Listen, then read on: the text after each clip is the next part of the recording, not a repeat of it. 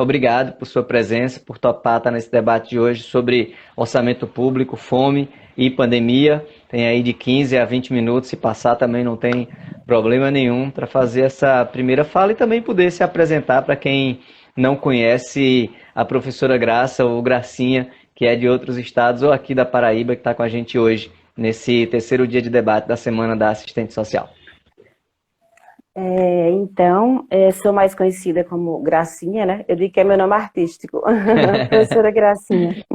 Mas um prazer, viu, Tássio, estar aqui. Obrigada pelo convite. Uma semana de muita riqueza, né? Debates importantíssimos, temas importantíssimos. E eu fico pensando, gente, que desafio, né? Porque falar de orçamento público, fome e pandemia, um assunto tão sério, tão complexo, tão grave, né? É uma responsabilidade grande. Quero agradecer você pela confiança, né, de me chamar. E, de fato, é um tempo que a gente tem, assim, razoavelmente curto, né? Para um assunto tão extenso, tão cheio de detalhes, mas é o desafio de estar aqui e tentar compartilhar alguma coisa. E agradecer a quem está acompanhando, né, os amigos, os colegas, os alunos, ex-alunos, as pessoas que a gente ama de verdade.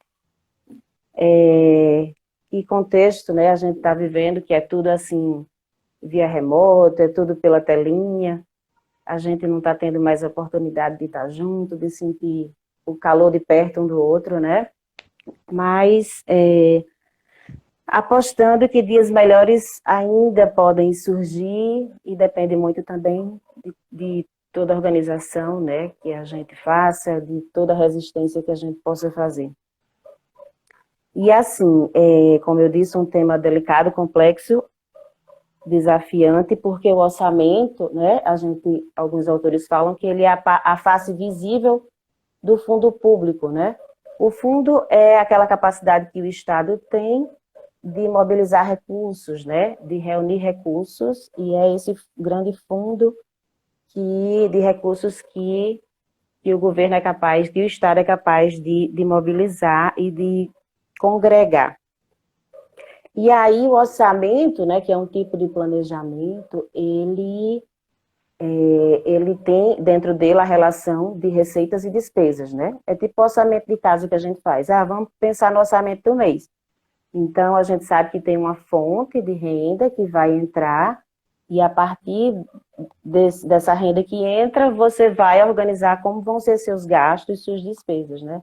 Então, essa relação do que entra e do que se gasta, né, que a gente fala de receita é tudo que entra e despesas são os gastos, né, a gente está chamando de orçamento. E, exatamente, alguns autores falam que há uma disputa muito grande, né, pelo orçamento público, pelo fundo público, né? O fundo público é algo muito grande e esse orçamento é aquilo que faz concretizar o que está posto para ser realizado em termos de políticas, em termos de serviços. E aí a gente tem um orçamento que tem se tornado cada vez mais enxuto, né? Mais restrito, diante de uma nova política fiscal, né, que não é bem nova, porque desde os anos 90 ela surge no governo ainda de Fernando Henrique Cardoso, lá em 98, é uma proposta de uma nova política fiscal chamada de austeridade fiscal, né?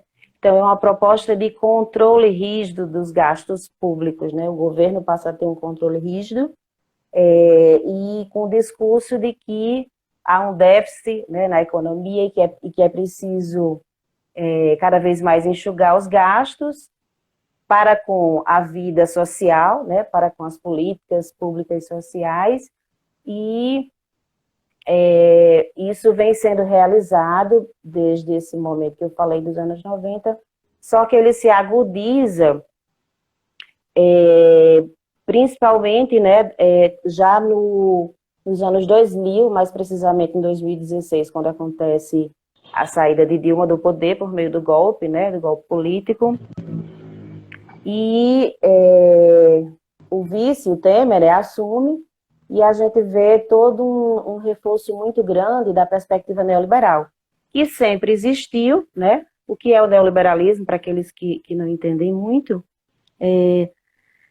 o perfil político e ideológico do governo, do capitalismo, né? O capitalismo se manifesta de várias formas, e aí uma delas a gente denomina de neoliberalismo, só que no momento a gente já está vivendo um momento já tão agudizado desse neoliberalismo que alguns autores estão chamando de ultraneoliberalismo. E esse neoliberalismo sempre existiu desde os anos 90, com Fernando Collor, só que nos governos petistas a gente tem um mix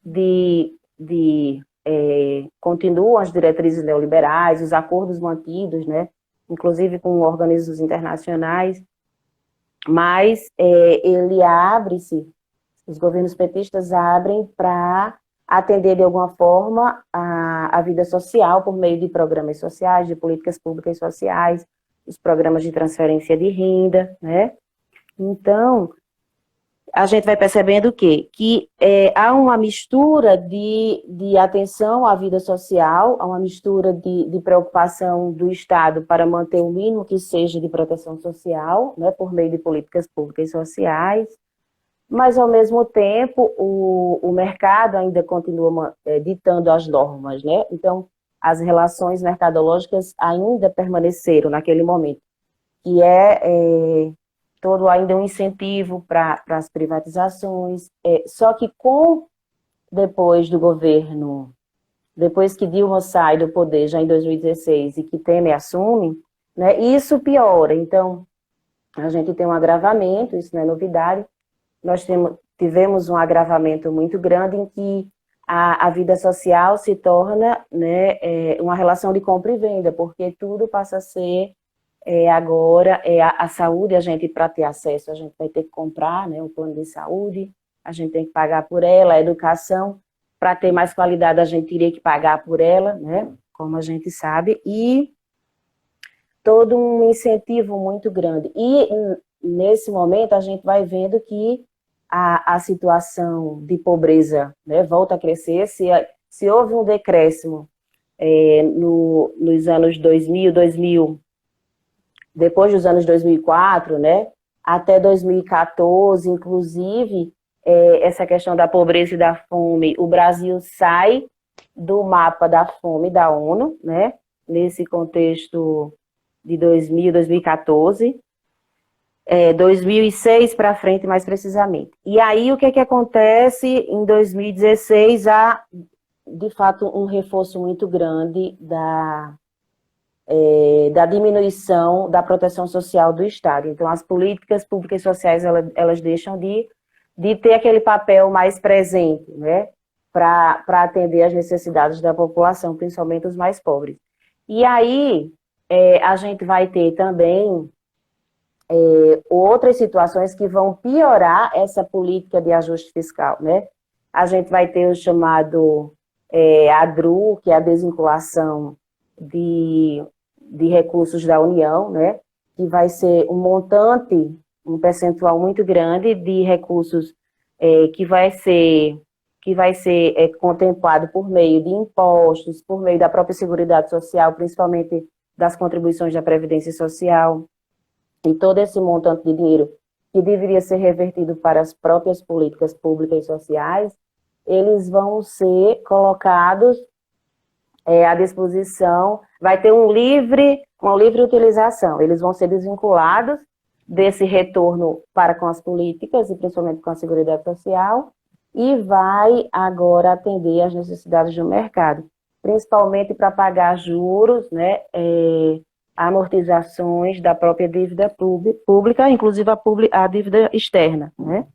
E aí é uma situação tão grave, porque inclusive hoje, né, se fala da necessidade de se fazer uma auditoria em relação a essa dívida pública, né, principalmente externa, porque é uma dívida que já está paga, mas juros e amortizações e moras e tudo mais continua sendo colocado como parte de pagamento, né, e recursos do fundo público sai E recursos do orçamento público também saem para o pagamento desses juros, né, altíssimos. E aí, essa desvinculação de recursos da União sai também para isso, sai também para atender necessidades do mercado financeiro, né, principalmente os bancos. A gente vive o chamado hoje capitalismo financeirizado, em que há uma supervalorização dessa dimensão das instituições financeiras, né? Então, os organismos de crédito, os próprios bancos, tanto nacionais como internacionais. Então, é um sistema que promove o endividamento dos indivíduos e das famílias, né? As crefisas da vida. Então, a gente tem todo um processo de crédito, né? Que se faz apelo para que a população cada vez mais se endivide, né? E em prol do próprio capital, né? Que sobrevive e vive dos juros, dos lucros, né? Desses juros que geram lucros, né? E aí a gente tem uma situação bem séria, que é o agravamento da pobreza, o agravamento da fome, né? Porque a fome é uma categoria extremamente política, econômica e social, né? Todos os determinantes da vida política, econômica e social, né? Faz gerar a pobreza, principalmente a relação entre capital e trabalho, a relação gerada pelo próprio capitalismo, que é uma relação de desigualdade, que faz gerar todas as mazelas sociais e principalmente a dimensão da pobreza, né, e da pobreza extrema, que faz gerar fome, que é a condição de você estar numa dimensão de insegurança alimentar e nutricional, né? E os estudiosos da área colocam a necessidade da alimentação, mas a alimentação adequada, né? E essa alimentação adequada é um direito humano e social.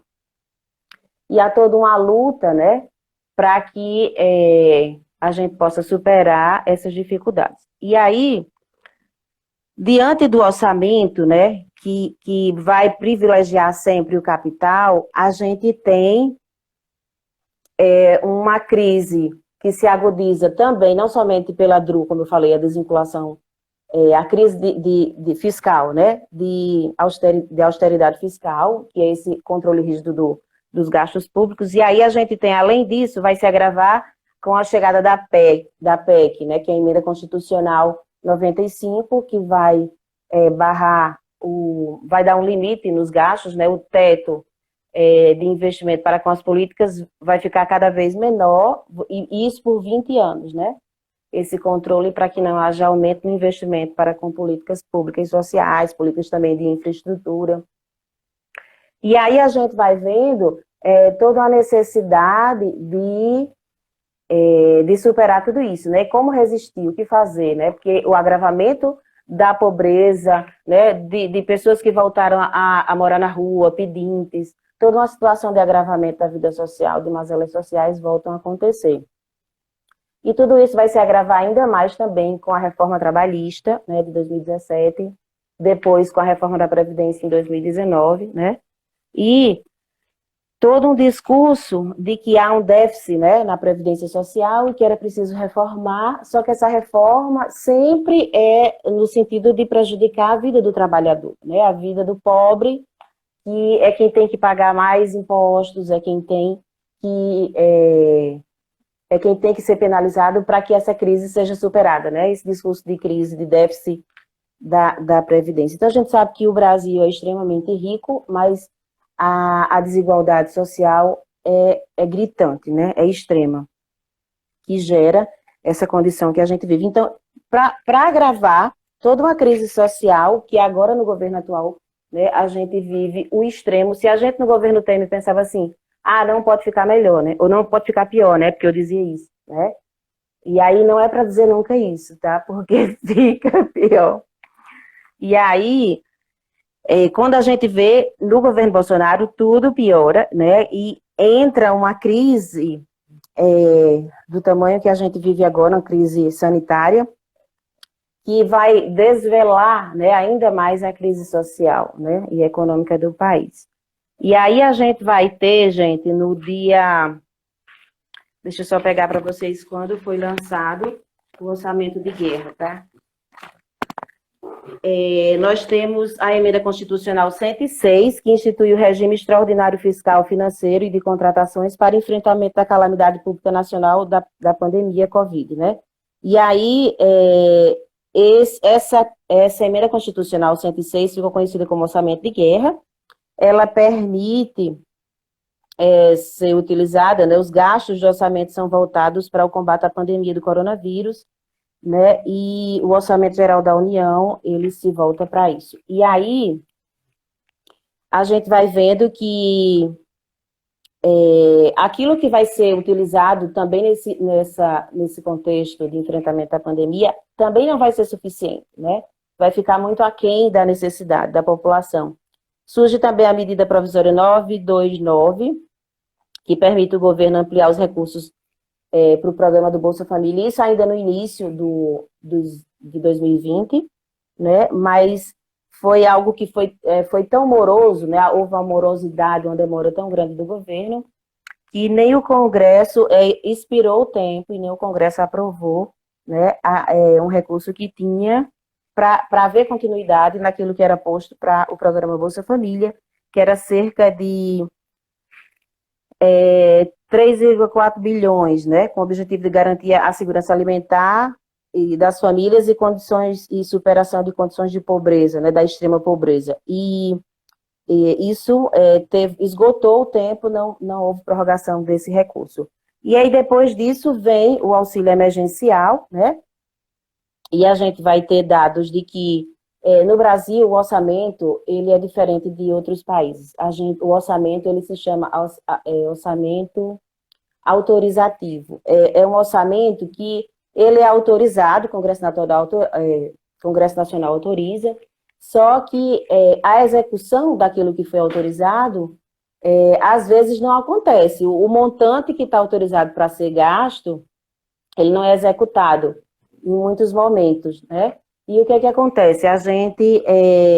O governo não precisa nem justificar, dar uma justificativa plausível para dizer por que não usou o orçamento todo, né? O que estava autorizado. E aí, no Brasil, a gente tem isso, por isso que precisa muito dos conselhos, né, do controle social, para acompanhar esses processos. E as políticas públicas, elas precisam desses conselhos, né, dos seus conselhos, cada política precisa do seu conselho, para fiscalizar, para acompanhar o monitoramento de cada política, de cada gasto. E aí a gente vai ter, em muitos momentos, né, toda uma situação de agravamento. Só que, diferentemente, eu vou fazer a comparação, porque nos Estados Unidos o orçamento ele é impositivo. Então, tudo aquilo que foi aprovado para ser gasto tem que ser gasto, né? E se não for gasto por uma razão muito séria e muito forte, o presidente tem que fazer uma justificativa também muito forte e plausível para o Congresso, né?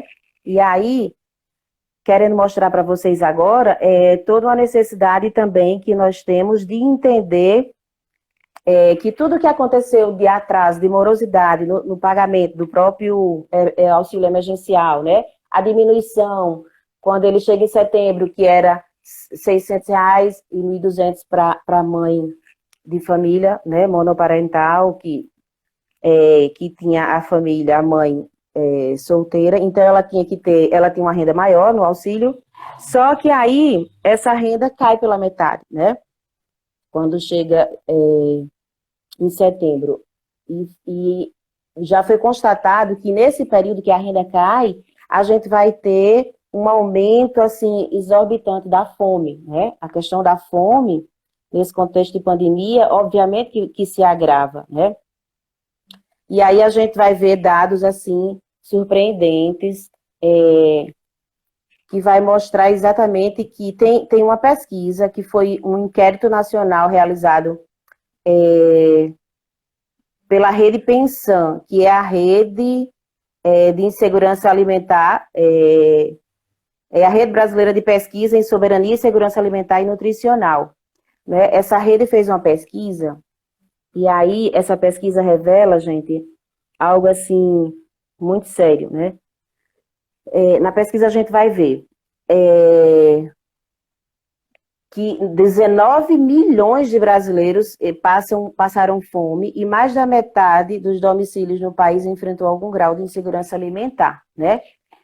A pesquisa vai revelar que isso se deu principalmente a partir de setembro do ano passado, 2020, né? Foi exatamente quando o auxílio diminuiu. Imagina agora que ele ficou ainda mais ínfimo, né? No ano de 2021. Então, há todo um levantamento com as 5 regiões do Brasil, né, que revela o aumento exorbitante da fome, né?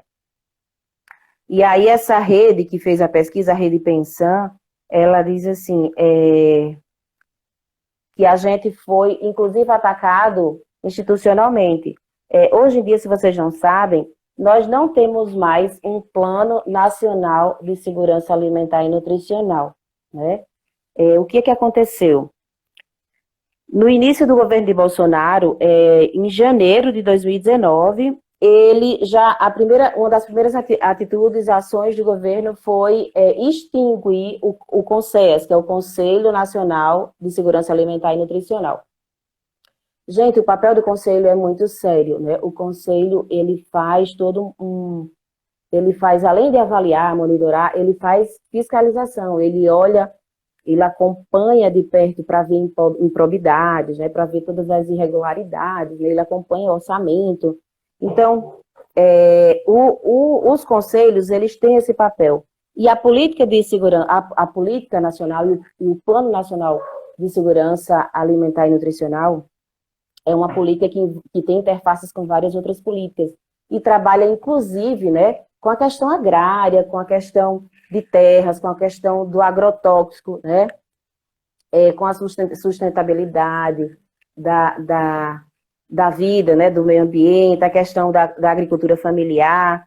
E aí, o que a gente vai perceber é que esse conselho, essa política ia, de fato, atingir e ia, talvez, assim, não permitir os planos, né, do atual governo, não ia permitir que os planos do atual governo pudessem se desenvolver como idealizados. Então, foi atacado, é um conselho que foi extinto, né, e a população vive à míngua, porque sem essa instituição, né, sem o Plano Nacional, que desde 2019 já não existe mais, ele precisava, a cada 4 anos, ele precisa ser reatualizado, refeito, e não existe mais, né, o próprio Conselho também, então não há instâncias, né, todo esse aparato institucional que possa reivindicar a dimensão de como combater, como resistir à fome, né, que é algo tão grave.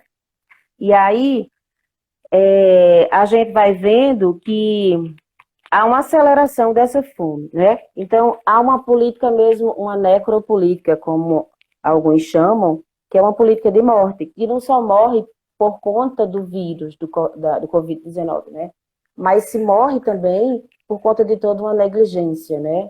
De todo um contexto de desproteção social, porque a gente luta, né, como nós somos, né, na defesa da vida, na defesa da democracia, a gente luta por um país menos desigual, né, por uma vida mais justa, mais digna de ser humano, para que a gente tenha os direitos mínimos básicos de ser humano respeitados, né, que é o direito a se alimentar, que é um direito humano e social. Então, tudo isso é muito grave. E nós temos dados, aqui eu fiz levantamento de números, né? Mas como o tempo é curtinho, não dá nem para falar tudo.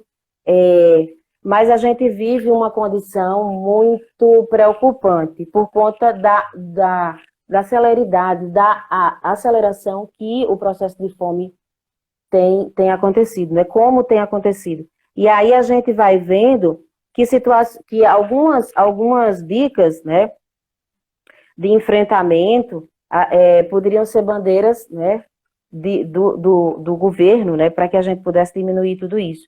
Então, alguns autores já apontam um caminho, né? A gente sabe a raiz, a causa, né? A própria desigualdade social, a relação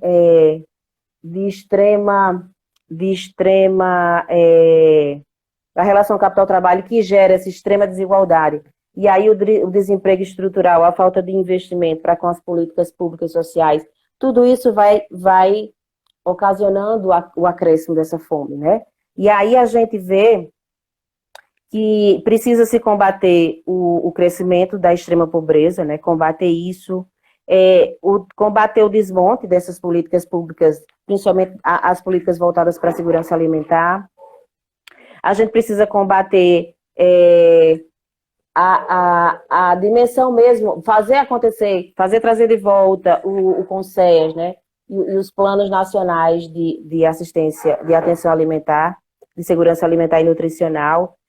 A destruição dos meios de subsistência, gente, porque com as queimadas, as últimas queimadas que tivemos na Amazônia em 2020, a Amazônia que é considerada o bioma mais afetado pelas queimadas, né?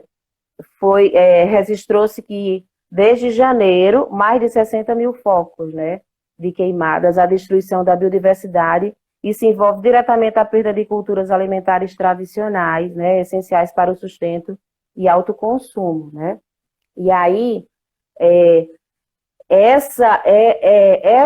tudo tem uma ação em cadeia, né? E toda essa atitude criminosa também, de queimadas, de desmatamento, atinge, olha, culturas alimentares, né, de povos, de populações, de grupos, principalmente da população rural, dos quilombolas, dos indígenas, né?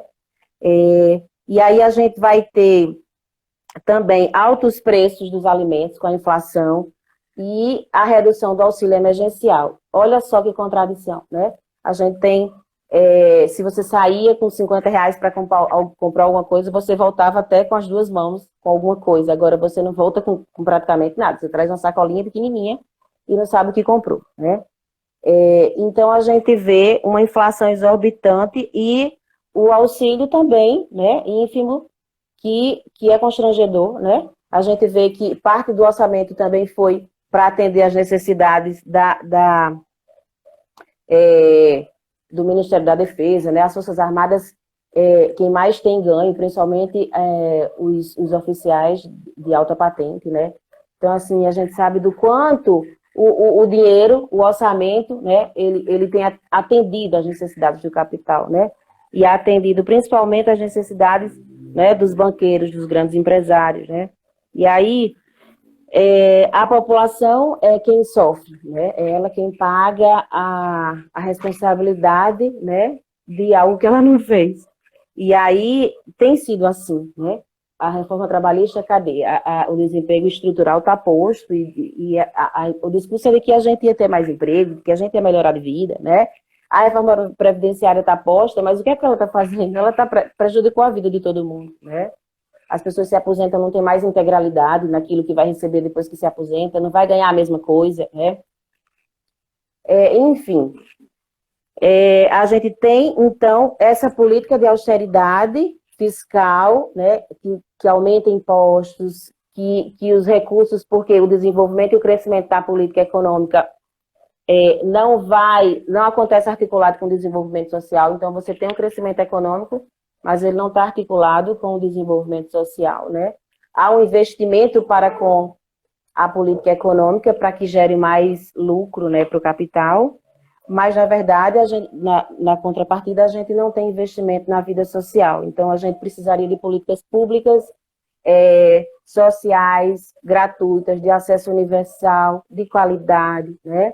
Isso é direito, né? E quando a gente fala de proteção social, a gente não está falando de comunismo. Hoje em dia todo mundo é comunista. A gente não está falando de que o Estado vai assumir o controle de tudo e agora a sociedade não vai ter mais liberdade. Ninguém está falando disso, a gente está falando de um mínimo, né? Pelo menos se aproximar de uma social-democracia. A gente está falando de um mínimo de justiça social, de menos desigualdade. O ideal era superar o sistema e estar fora do sistema capitalista, mas é algo ainda distante. Mas a gente vive na perspectiva de que é possível mudar, a esperança ainda tem que existir, ainda tem que acontecer, e eu acredito em tudo isso. E eu acho que a gente, depois, na conversa, pode tirar alguma dúvida. Era muita coisa, dados, inclusive numéricos, acabou que eu não falei tudo. A gente fica nervoso, assim, quando a gente vira gente que faz live, né? Termina que a gente fica muito nervosa. Nada, muito bom, muito bom. E como você fez na apresentação, eu vou trocar aqui a Graça pela Gracinha, viu, Gracinha? Pra gente seguir Tá certo, tá. a nossa Eu, live. Eu, inclusive, eu não parei. prefiro. Prefere? Pronto. Eu Prefiro. não parei o tempo, inclusive está em 28 minutos. Eu sabia exatamente por isso, pela complexidade que é o tema, né, que a gente está trabalhando hoje aqui. Quem chegou depois vai poder acompanhar a fala de Gracinha desde o início, porque vai ficar salvo no IGTV. Eu vou agora pegar aqui alguns comentários que foram traçados e também abrir para a pergunta de quem está acompanhando aqui a nossa live, tá? E já digo, Gracinha, que o recorde de coraçãozinho aqui já é seu. Já deu para ver que o pessoal está com muita saudade aqui. Você é uma pessoa Oh. também muito querida. Muitas estudantes acompanhando o debate, né, dizendo o quanto a professora é querida e desejando boa noite. A Cristina, a Ira, a Rosana, Que bom, Kádia, obrigada. Boa noite. Mariene dá parabéns dá boa noite pra gente, parabéns pelos debates, pela programação que a gente construiu. Patrícia, eu acho, Patrícia, que ficou cortado o seu comentário no final, mas ela lembra que tem o CISANA, que é o Sistema de Segurança Alimentar e Nutricional.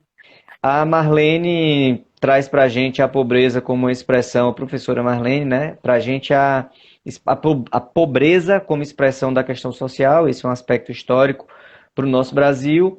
E a Elisângela, companheira de luta e professora aí do departamento também com vocês, dizendo da necessidade de derrubar esse desgoverno. E você usou uma expressão que eu levo para todo canto que eu vou.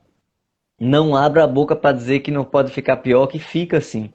Lembrem que eu e outras pessoas estávamos em um campo não de composição do governo do PT, né, mas ali numa oposição.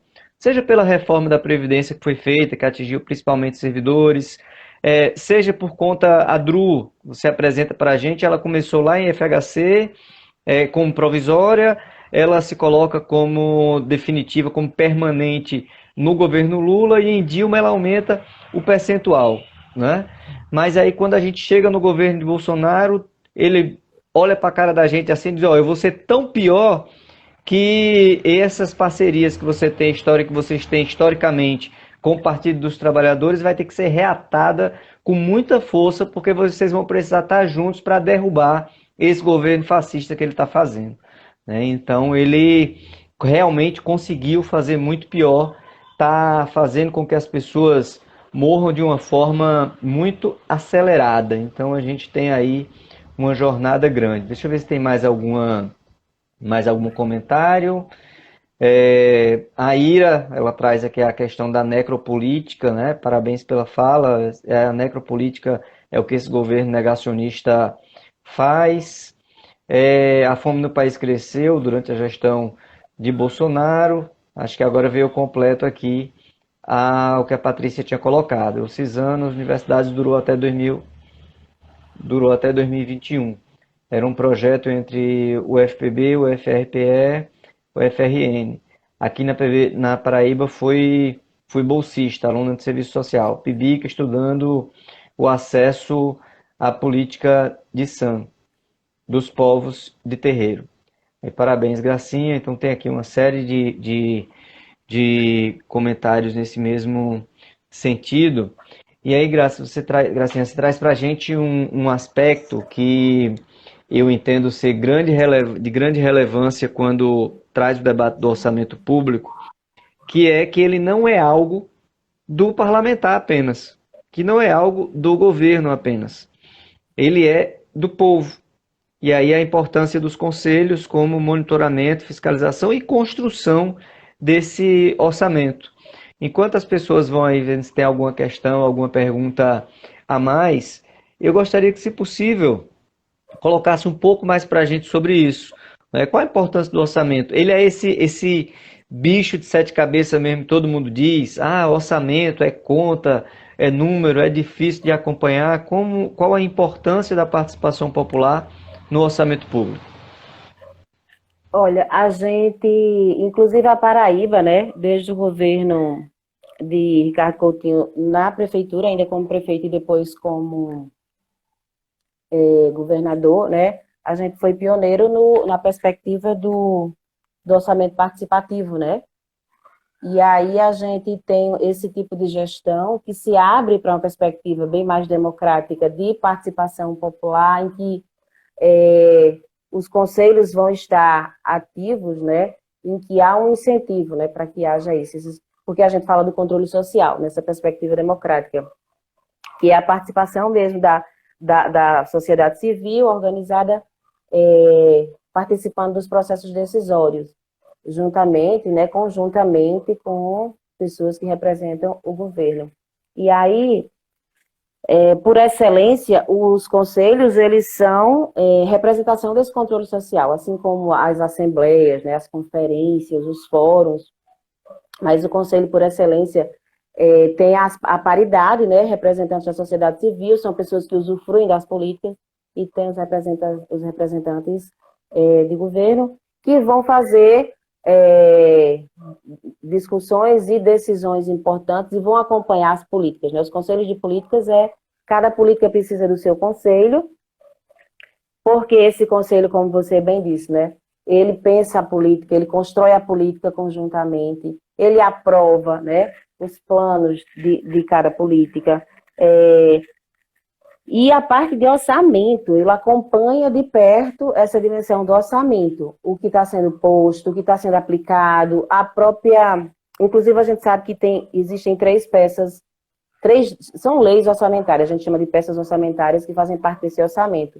É o PPA, que é o Plano Plurianual, a LDO, que é a Lei de Diretrizes Orçamentárias, e a LOA, que é a Lei Orçamentária Anual. Então, para que aquela política entre no orçamento público, ela precisa estar dentro do PPA, da LDO e da LOA. Se ela não estiver contemplada lá dentro, não vai chegar nenhum tipo de recurso para aquela política X, né? Então, quem é que diz quem é que de fato acompanha todo esse processo e que que faz a política, por exemplo, se é a política da assistência social, então o Conselho da Política da Assistência Social tem que acompanhar todo o processo, inclusive tem prazos marcados de votação, né, na Câmara de Vereadores, e aí cada município, né, cada cidade vai ter esse momento. E tem datas para você cumprir. Se o plano, por exemplo, o plano da política da assistência não estiver pronto e preparado e construído, né, também junto com os conselheiros, e se ele não for para esse momento de votação na Câmara, né, essa política vai ficar de fora, né? O conselho é tão importante que também para a política existir nos municípios, ele precisa existir, o conselho precisa existir. Se o conselho não existir, a política não pode acontecer, não pode ser executada. E aí, a gente tem esse acompanhamento que os conselhos fazem, inclusive nesse momento de votação, porque às vezes eles querem enxugar o orçamento e não contemplar a política como ela precisa e merece. Então, o conselho está ali para exigir, né, para reivindicar, para cobrar, né? Então, o papel do conselho, eu acho que a maioria dos conselheiros talvez não tem noção da importância que eles têm. Os conselheiros não têm, alguns talvez, até por falta da própria capacitação que precisa ser continuada para esses conselheiros, não têm noção de que eles têm uma força e uma autoridade, uma autonomia, né, importantíssima nos processos decisórios, né? E assim, a política que o seu conselho é frágil, que o seu conselho não faz acontecer, né?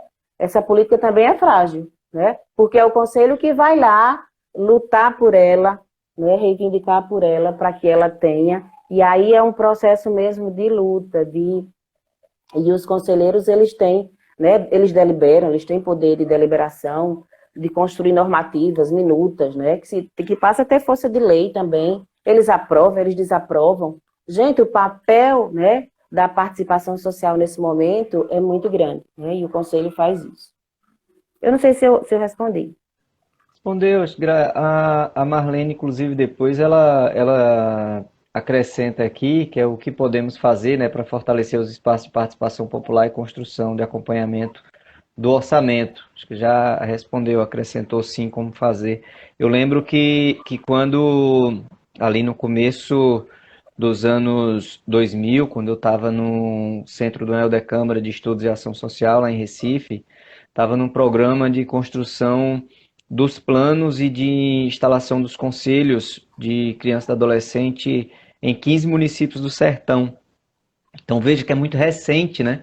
Por mais que eles já existam há mais tempo, para a história da nossa democracia, se a gente pega da Constituição de 88 para cá, é um tempo muito curto. Eu lembro que alguns desses municípios diziam de outros conselhos que já existiam de como a ata ia de porta em porta para assinatura.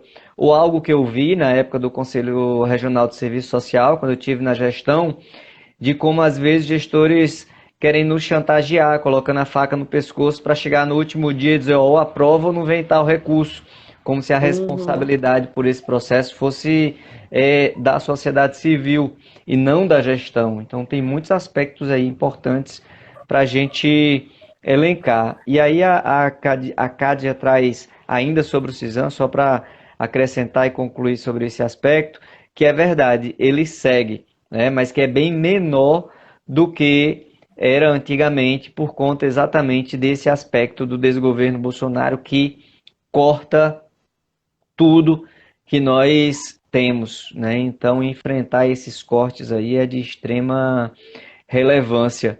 E no orçamento eu lembro que tinha um outro ponto, não sei se existe além da criança e do adolescente, queria perguntar isso também para você, que era o orçamento criança e adolescente, né? O OCA, como a gente chamava na sigla, que é um sonho do movimento de criança e adolescente e que na real ele nunca foi apresentado e estruturado como deveria ser e como o estatuto traz.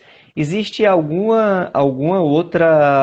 outro aspecto do orçamento para outras políticas que tenha esse mesmo formato, como na política da criança e do adolescente? Antes era um fundo só, né? Um fundo só para todas as políticas. Depois as políticas foram conquistando, cada uma passa a ter o seu fundo específico, né? Os recursos que chegam específicos para cada política. E aí esse formato ficou mais ou menos equivalente para todas, né? E esse orçamento é tão interessante até, quando você estava falando também, ainda voltando um pouquinho só à relação dos conselhos, que eu lembrei de um fato importante, né, que quando o conselho percebe que há alguma irregularidade, né, no próprio orçamento, o gestor não está cumprindo o que deveria, a política não está atingindo objetivos e metas, e aí o orçamento não está acontecendo como foi previsto. Esse conselho chega até o gestor para saber o que está acontecendo, para pedir satisfação, para ver, né, de maneira transparente o processo do orçamento, o que é que está acontecendo. E aí, se o gestor ele tem um prazo, né, e se ele não dá um retorno, né, não justifica o porquê de estar acontecendo aquilo, porque ele não está usando o recurso, por conta da irregularidade de alguma forma, o conselheiro ele faz a denúncia, né, ao Ministério Público. Então, na verdade, há esse potencial que o conselheiro, qualquer pessoa da sociedade civil pode fazer isso, mas o conselho, ele também tem isso como obrigatoriedade, né, essa postura de acompanhar e fazer auditoria mesmo do que é regular, ou do que está dentro das normas ou não. E em termos de orçamento, a gente vê que esses fundos facilitaram, cada política tem o seu fundo, facilita o recurso, né? Ele é como se ele tivesse mais visibilidade, então você consegue, não é mais confuso, porque eram muitos recursos num fundo só, e agora, né, depois da aprovação, das políticas, a própria política da assistência, né, com a lei orgânica, a gente tem o fundo específico que a gente vai ver que é possível fazer um controle social ainda maior, né? Porque você tem uma visibilidade melhor desse recurso quando chega no fundo. E é todo um acompanhamento, porque a gente sabe até de casos que gestores, né, não se utilizam daquele recurso, né, do fundo que chegou, por incompetência, por negligência, enfim, por alguma razão, alguns gestores deixam de utilizar o recurso, né? Às vezes o recurso volta para a União, olha só, o povo morrendo à míngua, tem recurso que volta, tem casos assim também, de você não acreditar, né? Mas a sua pergunta era se, de acordo com a política da criança e adolescente que existiu, o OPA, né? Se as demais políticas também têm isso. Eu acho que o formato mudou um pouco, mas as políticas ficaram parecidas nessa questão de cada um ter um fundo específico, né? Certo. E nessa jornada, né, onde o fundo ele é cada vez menor e ainda É, tem esse processo de incompetência de diversos gestores que faz com que a gente perca muito de um recurso que já é pequeno. E aí o Carlos, ele faz uma pergunta aqui que de certo modo já foi respondida no aspecto do conselho, que é como mobilizar a sociedade para enfrentar esse desgoverno. Inclusive tem uma polêmica que está estabelecida aí no movimento, onde boa parte já entendeu que a gente deve ir para a rua com todos os cuidados, mas que quem está ocupando as ruas hoje é a ultradireita. E a institucionalidade nada faz, deixa eles correrem solto, sem uso de máscara e da forma mais irresponsável possível. E se a gente fica só olhando, a gente vai perder um espaço e não consegue ter uma vitória se depender única e exclusivamente do Congresso Nacional. E tem uma mobilização nacional sendo chamada para o dia 29 de maio, né? Essa é uma das formas.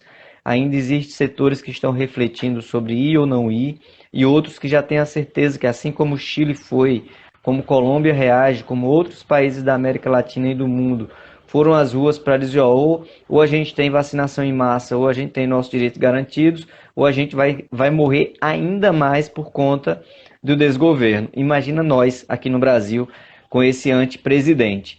Nessa linha do seguem as políticas, né? Mas a gente, todas elas de forma reduzida, segue as universidades públicas, né? Mas segue perdendo muito orçamento, segue os CRAs funcionando, mas de forma muito precária e com menos recurso, segue a política de saúde, mas com a canalização de recursos ainda maior para o enfrentamento do Covid, mas sem a vacinação e outras tantas doenças sendo secundarizadas por conta da questão da pandemia. Então, voltando para o Carlos, e na universidade, como está sendo essa relação com o orçamento público e como estudantes, professores e servidores têm trabalhado com o corte de recurso e na expectativa de conquistar mais recursos para as nossas universidades?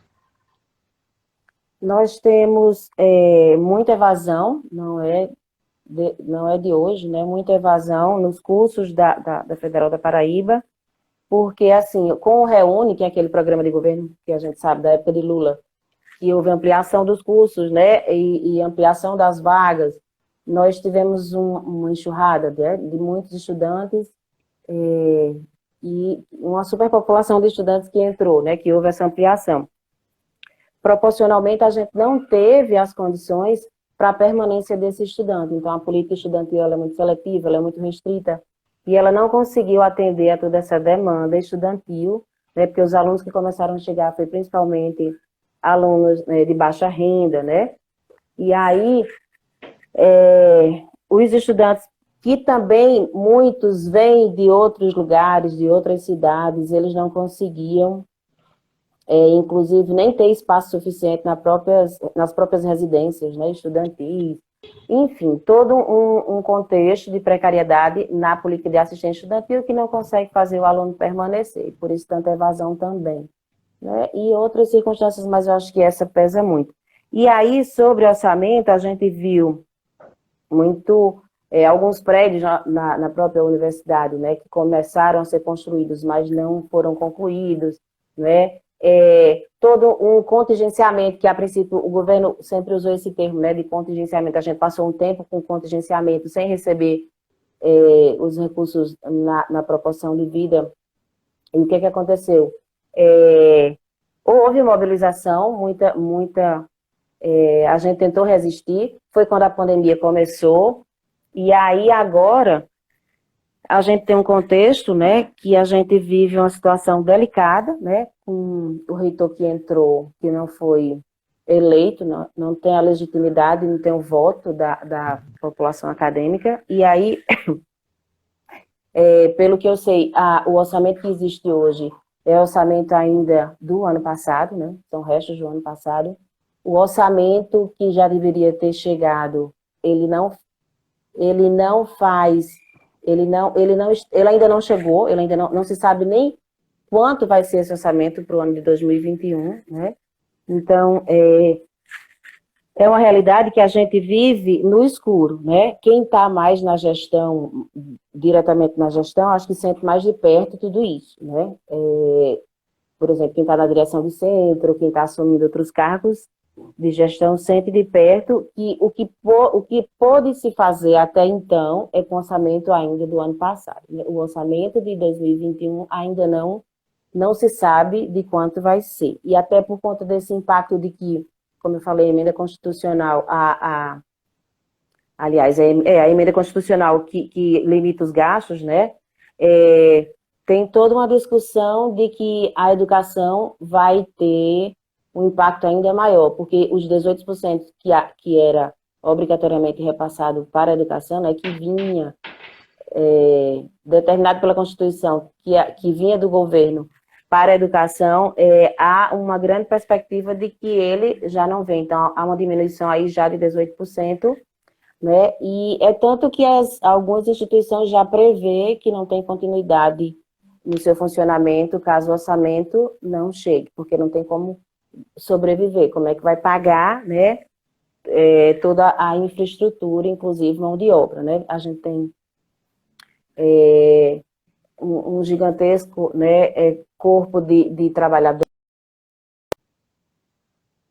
terceirizados, né, que tem um trabalho precarizado, mas que cortes e mais cortes os atingiram também, né, e alguns perderam, inclusive, o seu espaço de trabalho. E aí, para as universidades, a gente não tem uma perspectiva boa, não, né? A gente, até o momento, nós não temos perspectivas boas. A gente tem o caso já da UFRJ, que está com previsão de parar já em junho, né, julho, e a gente tem, sim, uma resistência, já uma mobilização em vista de uma resistência, o próximo dia 19, está sendo previsto com uma grande mobilização, um momento de resistência, e a universidade vai também se inteirar, né, desse momento de luta e de resistência. Então, algumas lives e algumas atividades vão ser feitas, paralisação, inclusive, das aulas, como forma de reivindicar uma educação de qualidade e o recurso necessário, né?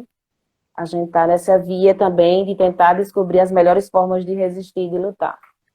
A Clara estava colocando aqui, a Clara Miranda, exatamente da UFRJ, o medo que tem aqui de acontecer o mesmo que está acontecendo por lá, né? E a Marlene diz, eu não chamo desgoverno, falo de um governo de extrema-direita ultraliberal, genocida, com seu pensamento ultraconservador, tem praticado todo tipo de barbaridade que possa imaginar desde 2019. E ela lembrava também da questão do ato do dia 19/5, né, que você reforçou agora aí, Gracinha. Mas eu falo do dia 29 e a Rosana com todo... Estou aqui do lado do computador para poder ir anotando já algumas coisas aqui, onde a Rosana coloca do como ir às ruas, né, do medo de fato de ocupar a rua, como não ter medo. Mas teve um forte ato que aconteceu essa semana na Paulista, de luta contra a chacina que aconteceu em Jacarezinho. Foi um momento de resistência bonito, forte, intenso, e que precisa tomar conta das ruas de fato, né? E olha que quem mais tem denunciado a ultradireita, seja institucionalmente, seja pelas redes sociais, por conta da forma como eles fazem os atos, tem sido eu, tenho feito muito isso. Mas entendo que se a gente não faz algo, é pior ainda. A gente vai vir a uma terceira onda. Paraíba já anuncia o risco diante do crescimento da ocupação dos hospitais.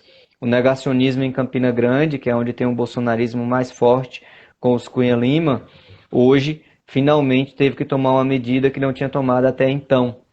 Então, nós estamos morrendo por conta desse governo de extrema-direita, como disse Marlene, e não por conta da irresponsabilidade do povo, como se tenta colocar. Então, acho que a gente tem que realmente ficar muito Reforçar. atento, muito mobilizado nesse processo.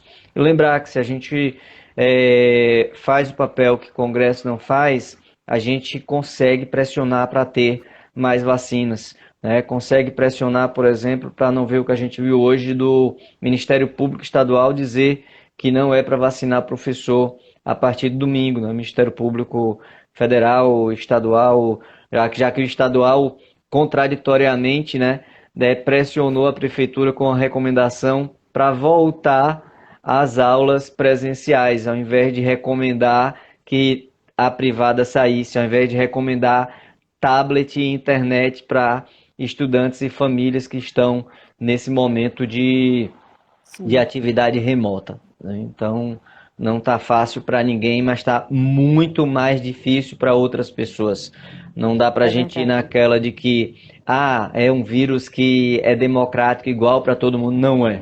Né? Tá morrendo mais quem tem fome, quem não tem Sim, água, quem não tem acesso a materiais de higiene, é esse povo que está morrendo. Ou como a gente trouxe na live de ontem, a vacinação, que tem 3 vezes mais o número de pessoas brancas vacinadas que negros. Né? Então, Gracinha, 1 hora sim, e um querido. minuto de Deu debate. já uma hora. É bem intenso, né? É Bem rápido verdade. também diante do, E essa do... história da fome também tem os recortes, viu? Eu não falei, mas a fome ela pega também questões de gênero, mais mulheres, né, de cor preta. A questão regional também pesa muito, né? Norte e Nordeste tem um índice maior, né, de fome.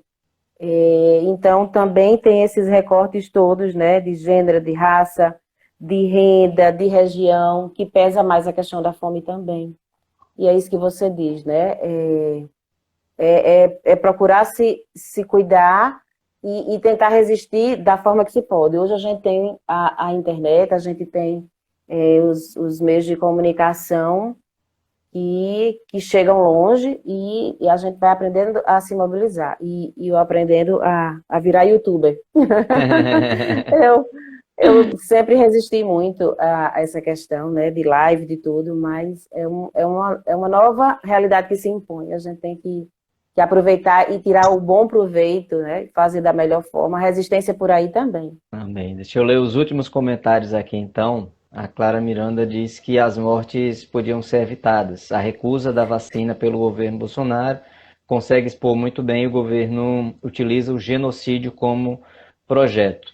Né? A Marlene foi perversa a postura do MPPB, impedir vacinação para trabalhadores da educação.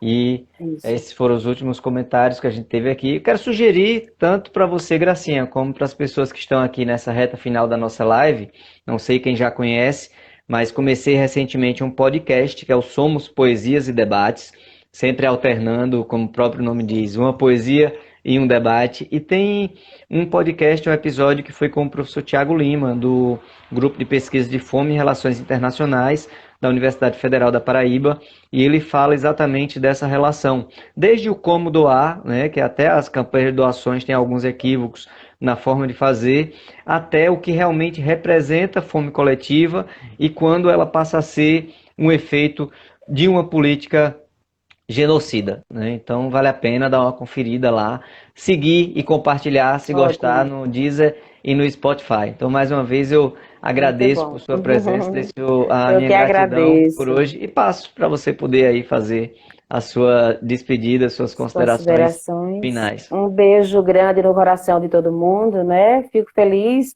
pelos que chegaram para prestigiar esse momento. Obrigada mais uma vez pelo convite, tá? Se você é uma pessoa muito simpática, acolhedora, um menino do bem, né? Que luta fazendo bem. E assim, lhe admiro muito, porque você tem essa garra, né? De fazer o bem, de pensar no outro o tempo todo, né? Essa empatia que você tem pelo outro é muito bonita. E assim, é uma inspiração, né? Uma pessoa admirável.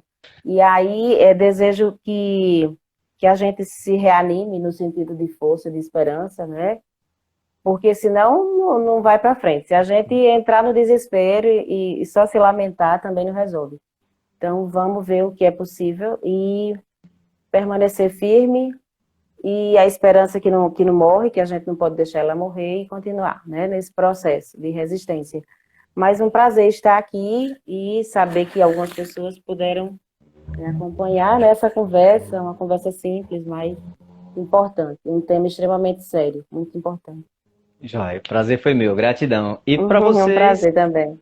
lembrando que não acabou. Amanhã, a partir das 14 horas, aqui pelo Instagram, a gente vai estar com a professora Cláudia Gomes, conversando sobre desemprego, qualificação profissional e serviço social. Até amanhã, Ótimo. 14 horas. Abração, Gracinha. Tchau, Tchau, tchau, povo. tchau. Boa noite. Tudo de bom. Tchau.